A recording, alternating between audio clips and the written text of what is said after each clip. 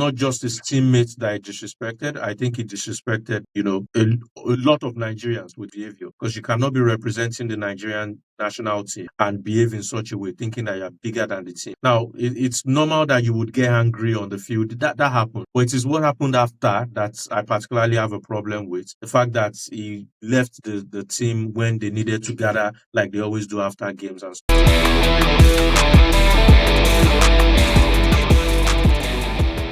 Kings are dropping like flies. For some of our viewers that may be quite familiar with the HBO series Game of Thrones, that line may not be too strange. It was a line that was used when Tyrion Lannister was describing how kings were dropping dead and the instability that was going on in King's Landing. I'm going to borrow that line a bit and just adjust it by a bit by saying that managers are dropping like flies in the Premier League these days. Enzo Maresca is gone. Ruben Amorim is gone. And it may not be particularly surprising to find that Nuno Espirito Santo and Arne Slot might be thinking about what the future lies for them. You're welcome once again to the Let Go podcast. And with me on the show, I've got three of the best football minds that you'd find anywhere on the planet. I've got JD as usual, I've got Ahmed, and I've got Samson. How are you doing, guys? Happy New Year to our fans, my first episode this year. We already greeted our fans Happy New Year last week. Happy New Year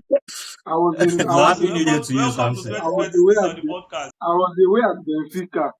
For some of our viewers that may not be aware, Samson is just back from Lisbon, Portugal, where he got some exclusive photos and visuals for us, which we're yet to upload, but we'll be uploading them in due time. Samson, how was Lisbon? Lisbon was good. The two clubs, Sporting Lisbon and Benfica, their stadiums are quite close. They are not like the Milan teams. Their histories are different, but they are two of the biggest clubs in Portugal. Wait, do they share stadiums as well? No, they don't share stadiums. The stadiums are close. They are in the same environment. Okay. The stadiums are in the same environment, and they are quite impressive stadiums. And I must tell you, it was an interesting trip. The highlight for me was at the Benfica Stadium, where they have two Victoria and Gloria. One of the eagle does the social media round. Then there's another eagle that flies during the match day. Very, very interesting. I'm sure our fans will enjoy some of the exclusives when we drop them for them. But for now, let's get to it. It's really nice to have you back. Of course, we cannot talk about Lisbon without talking about Amorim. But I need to welcome Ahmed as well. Ahmed, how are you doing? It looks like you're on fire with your predictions. You missed one. Ahmed is on fire. Nice one. I can hear someone saying that you missed one in the background. Someone is doing bad belly. Already. He has been dropping series of wrong predictions. So yeah, it's normal for him to act out. And in case they are looking for the true AFCON octopus, you should know where to cut.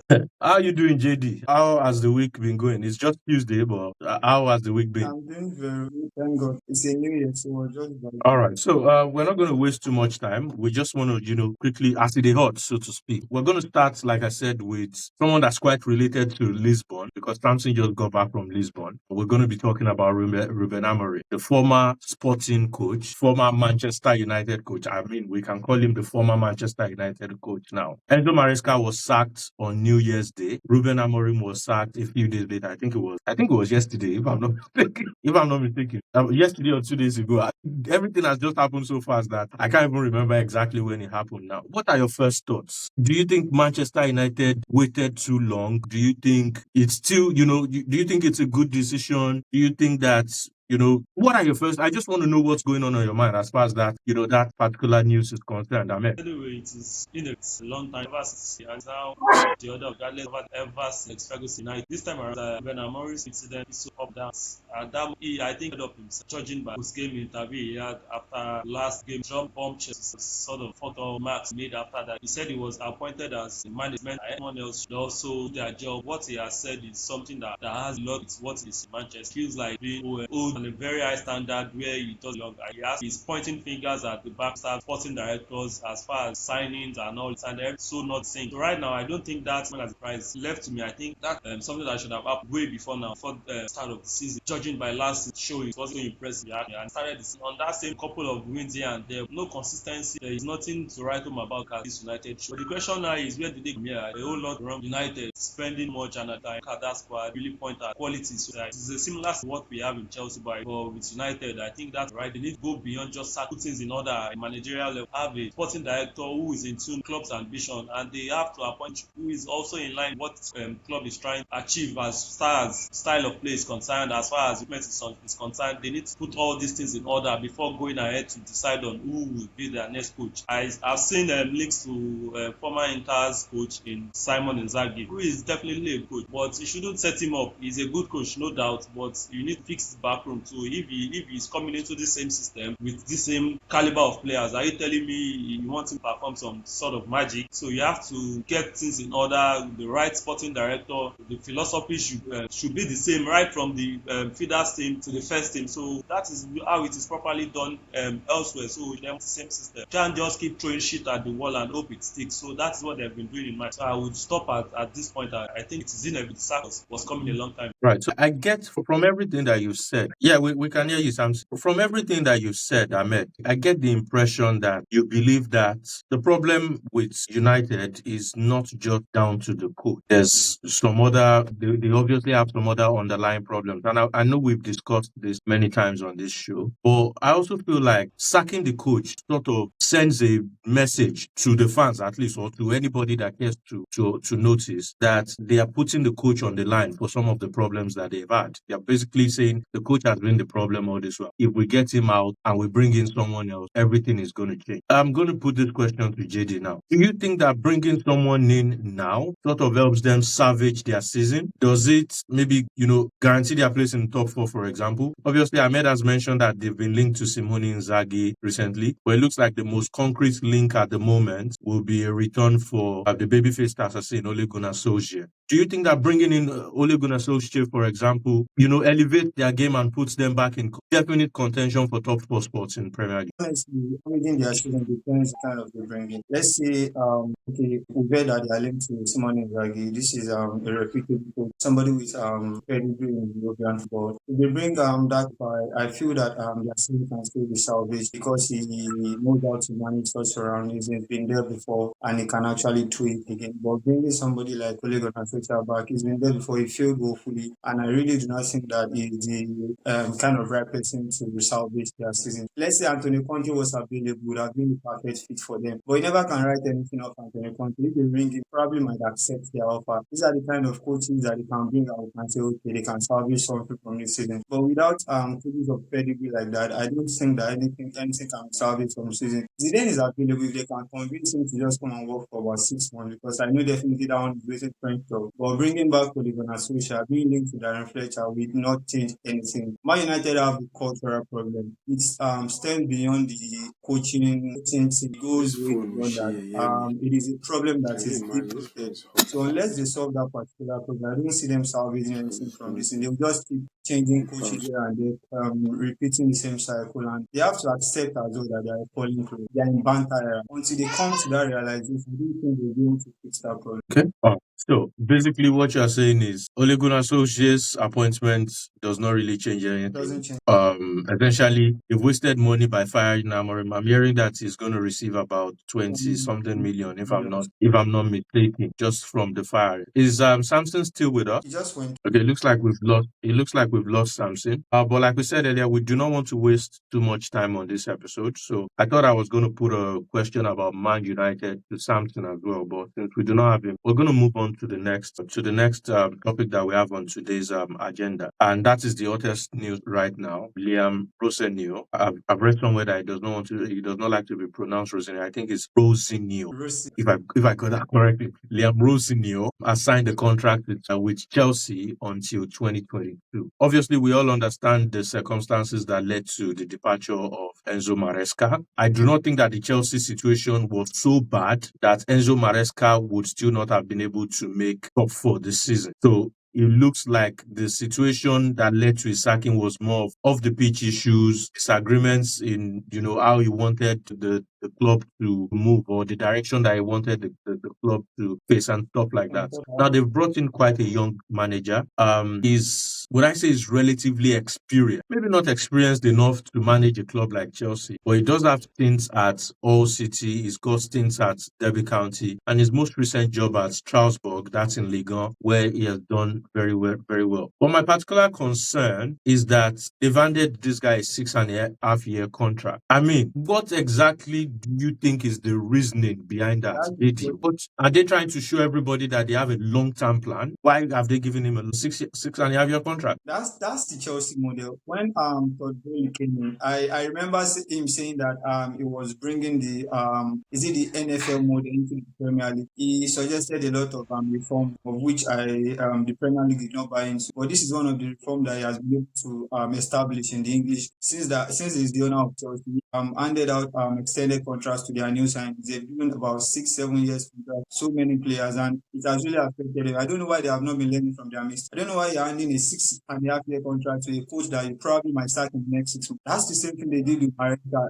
They are unstable, so you shouldn't be doing it. You should rather bring the coach in on a 6 month contract and offer him an option to extend based on results. But now they feel that they are finding him probably because he's a young. But I really don't know what the project is about. Like we said on the last episode, Chelsea are not giving us something to talk about. They are not being transparent. They are not communicating to the fans. Neither are they communicating to the staff of the club as well. So we really don't know what the plan is. They've been in the 6.5 year for a relative inexperienced coach, because I would not say that he's that experienced. His first real job outside England is Strasbourg. Though he's been doing well, but then they cannot say that working at Strasbourg is the same thing as working at Chelsea. So let him come on board. Let's give him the benefit of doubt. He might as well be able to steady the ship. They are still in the run for the top four. He never can. If he does well, then he will have the next season to get his own team for himself. Let's just wait and see how it pans. Well, if you ask me, I think it's too much of a risk. The risk might eventually, favor them. Maybe they end up winning the league maybe next season, or they win the Champions League,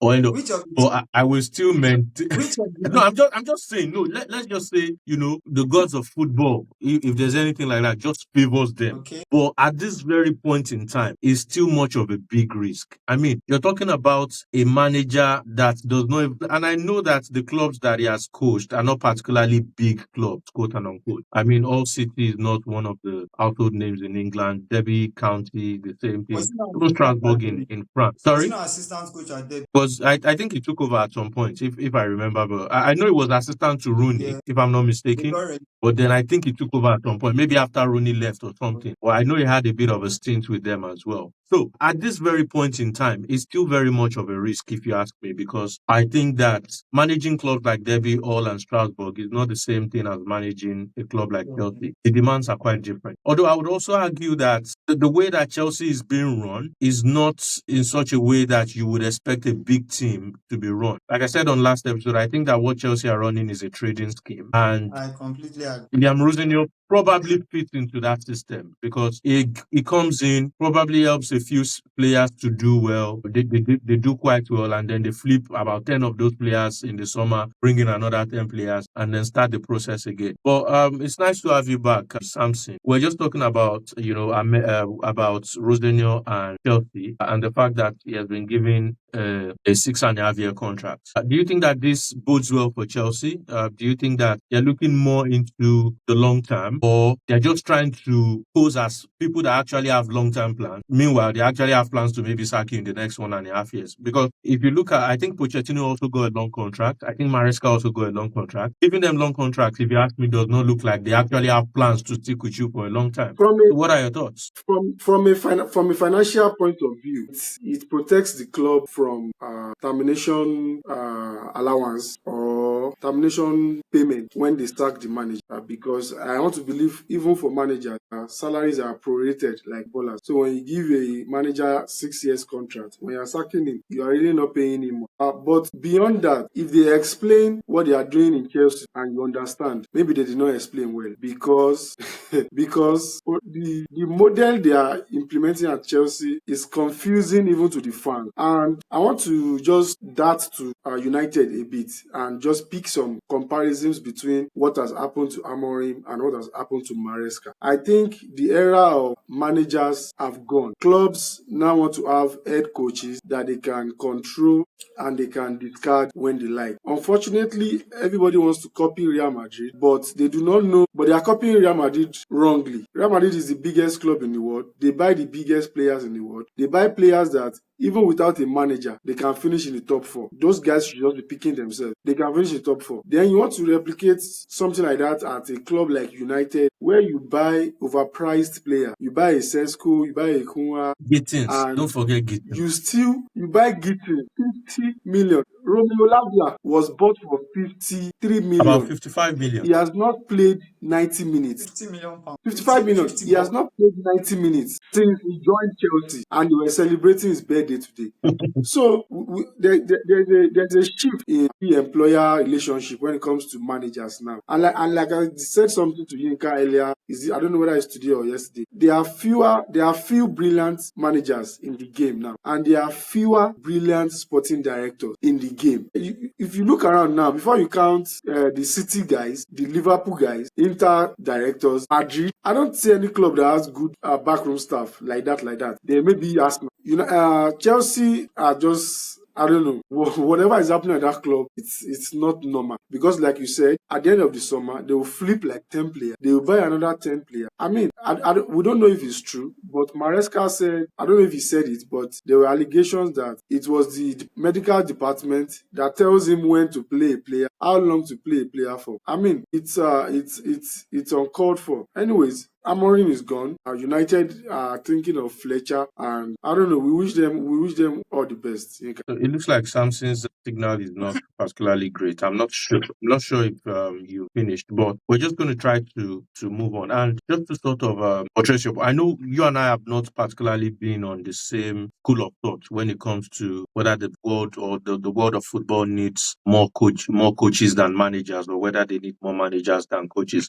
But I must say that considering everything that's been happening in football recently, I may slightly agree with you that the world of football needs more coaches than managers, because it's hard to find in the mode of Real Madrid that would buy ready-made players or ready-made talents, all through the squad. If you look at that Real Madrid squad, for example, you have either ready-made players or ready-made talents in like 18 of their 23 slots. You cannot do the same at a club like Chelsea, for example. You get talents with potential. And the thing with potentials is potentials still need a bit of coaching. They have to be coached, not just man. The same thing applies to a club like Man United, where you have someone like Amad Diallo, a Benjamin Sesko. Who else can I point to? And a few other young players. Euro, there's this Evan guy that they've just brought to the team. Those players still need to be coached. And you can make an argument for almost every team in Europe at the moment, bar say a couple of teams, maybe Real Madrid and maybe Bayern Munich. So I do understand your point. But like I said, we will not waste too much time. I'm going to go to Ahmed now. We're going to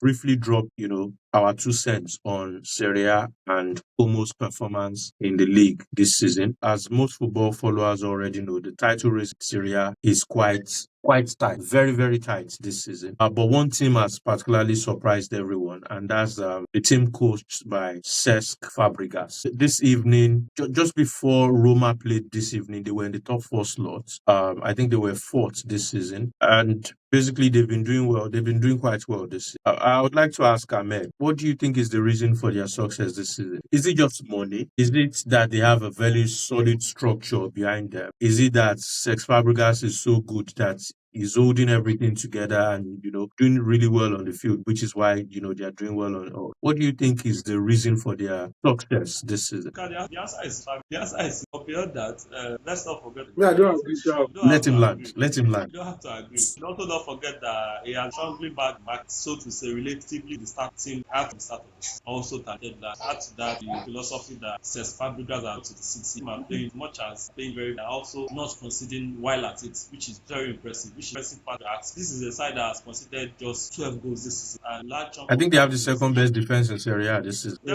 definitely, and the large chunk of that game is just that center against Inter Milan. So this is one relates very well compared to start team. Now we know why the likes of Inter and some others were after Fabregas before the season started. Continue to show quality he has as a coach, manager. If you look at this team, played quality ball that attracted the eye. While doing that, like I said earlier, they went away. Kisa took them apart 3 goals, which temporarily them fourth position. But after Roma's against Lecce, they are now back fifth, but I should say sixth now because Juventus are currently leading their tie against us. So regardless, sixth position is one impressive feat for Como if they continue this season. For a team that just promoted to the Serie A last season, yes. So, yeah. All right, so JD, they often say that a coach is as good as the players that he has available. I mean, we can give Cesc Fabregas all the credit in the world, but the fact still remains that he's probably probably the only coach among the so-called coaches that coach smaller teams that can actually point and kill when it comes to transfer window. Apart from him, the only coach that I can think of that can also do that would probably be Pep Guardiola. Maybe on the slot to a large extent, considering the last summer. Do you think that Fabregas' success at Como this season is down to his technical know-how or his tactical know-how, or is also down to the fact that he's able to select the players that he wants, and is also backed by quite a lot of funds? Because if I remember very well, they've got like the ninth highest budget in Serie A at this moment, if I'm not mistaken. Yep. Without taking anything away from Fabregas, he's definitely one of the most tactically astute young managers in the world, right? He's well cultured. He knows what he wants for his teams. But you cannot take away the fact that he's been well backed by the manager. He's got the best collection of young players in Syria and one of the best in Europe. He easily wins and gets whatever player he wants. Last season, I think, was it last summer, about 2 summers ago, he spent over £100 million in the transfer. That's no small amount of money in Italian Serie A, given the economic situation of the league. So while I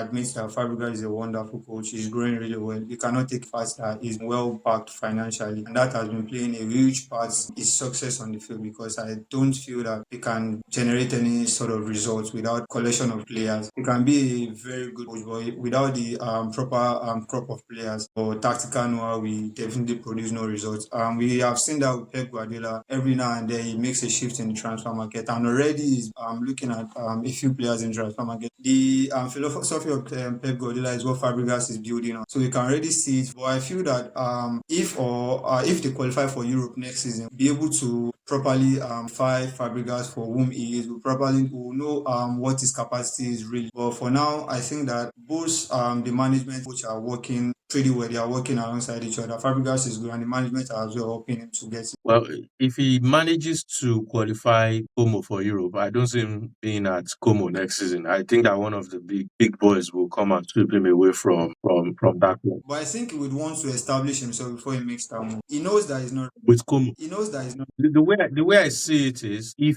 he does qualify for European competitions with Como, there's only so much that Como can achieve, especially when it comes to Europe. And with 2 different competitions, it might be actually difficult. That might be the time where a lot of his flaws will want to show. So from a packaging point of view, he probably feels that would be the best time to leave, because what else would he be able to achieve with Como, at least at this point in time, other than maybe European competition? If he has done that, he might move to a different club. Given his football background, where do you think Fabregas might want to go to next season? Man City might be too big for him for now. City might be too big. Arsenal might be available. There are rumors that Guardiola would not City after. Yes, but they are saying that he's grooming Maresca to take over. He needs to take one step back. It might be Maresca that will take over. But like I also said, I don't think that Fabregas will particularly do well in a club that does not fully back him. And I'm not just talking about financially now. I'm talking fully back him in terms of structure, in terms of giving him veto power on signings, even whether the player is expensive or not. If he says this is the player I want, even if the player costs £1, he needs the board to go ahead and give him Like that player. everything is the sporting director, is the manager, is coach, Exactly. everything is a So club decision. he needs a club like that. I don't think that if he leaves Como for a club like, say, Tottenham or Fulham, I don't think he would do as well. So he'll probably select his best job well. If that job is not available, he may not leave. So I agree with you to that extent. But if that job is available, say maybe Bayern Munich or Barcelona or even a Man City, then he will most likely take it. We're just going to quickly run through the latest in AFCON. The quarterfinal teams are starting to, make themselves. I think Cote d'Ivoire is currently defeating Burkina Faso by 2-0. That would be the last team. That would be the last match from the second round. But we're not going to dwell too much on all of that. We're just going to talk about Nigeria versus Mozambique. Osimhen in particular. We all know what happened between Osimhen and I wouldn't even call it Osimhen and Lukman. I would say it's Osimhen and the rest of the team. I would just like you guys to briefly share your thoughts. I don't want us to spend too much time on this. At most 5 minutes. Let's just hear what you have to say. Can Ahmed just give us a thought? Anywhere in the world, that is one ugly episode. Want to see big national team club. What Osimhen showed yes, one of the leaders in this group. I'm not expect to be the one achieve ugly incident. It started with that was right to Saisa, according to Osimhen, not pass. Yeah, I understand it's good to be ambitious, one form of quality, sign of great player. There are limits when you these antics or complaining on. There are limits how you can shout at teammate. Now, when you consider the fact that the team captain in EDG tried to step in, calm things down, Osimhen still at the same time, coach Eric Chell was trying to get across the sideline. The same thing, there was yielding no Osimhen. Even asked to be subbed.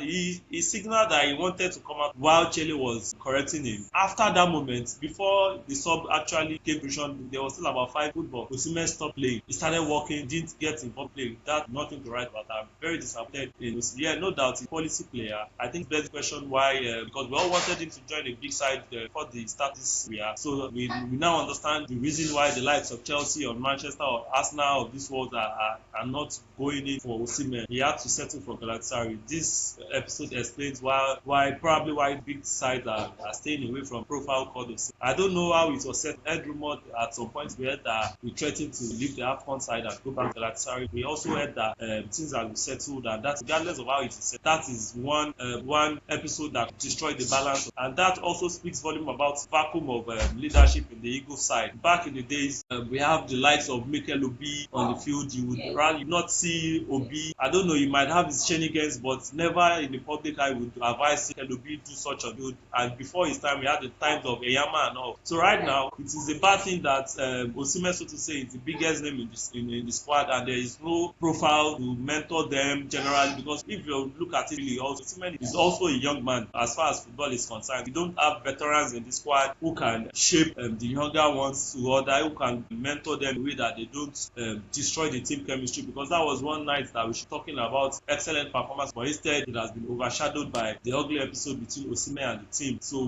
going forward, Eric Chelle needs to look for how to get discipline in the team, get everyone in order, because these are efforts that can destroy history and progression of teams in tournaments. All right. JD, briefly, what are your thoughts? Now, going forward, Osimhen has done what he has done. Do you think he should come out to give like a public apology? Do you think Eric Chell should just, let everything slide? You try to handle it privately. Do you still think Nigerians deserve some sort of explanation or some sort of apology from Osimhen, given that, if you ask me, it was not just his teammates that he disrespected. I think he disrespected, a lot of Nigerians with behavior, because you cannot be representing the Nigerian national team and behave in such a way, thinking that you're bigger than the team. Now, it's normal that you would get angry on the field. That happened. But it is what happened after that I particularly have a problem with. The fact that he left the team when they needed to gather like they always do after games and stuff like that. So what do you think should happen going forward? Let's just quickly round up with that. My rest may not answer your question. Osimhen, one of the best strikers in world football. But with all due respect, there's a reason he's playing at Galatasaray. If you actually want to know my opinion of Victor Osimhen, maybe you see one of our episodes from last year. I'm just not going to say more. Peace be unto him. All right. Peace be unto him. Peace be unto Eric Chell. Peace be unto the Super Eagles of Nigeria. We are hoping that they do their best and they're able to get the win against Algeria in the quarterfinal of AFCON 2025. We've come to the end of today's show. I think it's been quite worthwhile. It's fun. Like we always say, thank you very much for watching up until this very moment. If you're still with us, please feel free to like, subscribe, share our videos. comments. They mean a lot to us when you do that. You can also follow us on all our social media pages: TikTok, Facebook, Instagram, and X. That's Twitter. The Late Go Podcast is the name of the show. Until we see you again next week, do have yourselves a lovely evening. Ciao, ciao.